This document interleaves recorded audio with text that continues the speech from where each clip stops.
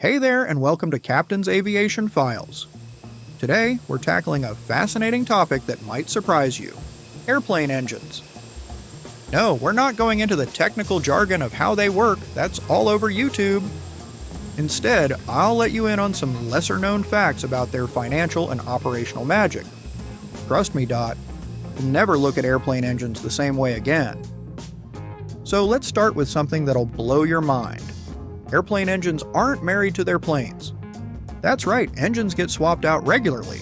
It's not like your car engine, which stays with the car for years. Airplane engines are leased. Yep, airlines pay for them based on how many hours they fly or how many times they start up and shut down, something called flight cycles.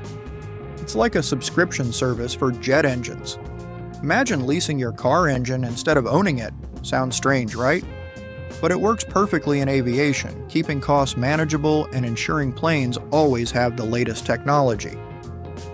Now, who's making these incredible engines? There are four giants in the industry.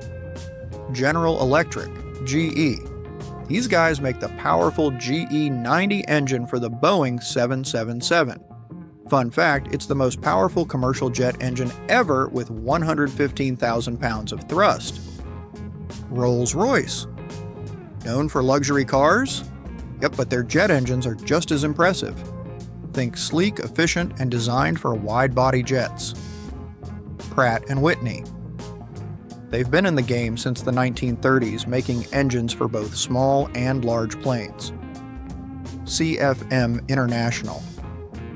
Joint venture that powers bestsellers like the Boeing 737 and Airbus A320.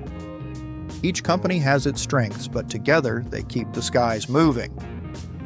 Here's where it gets even cooler.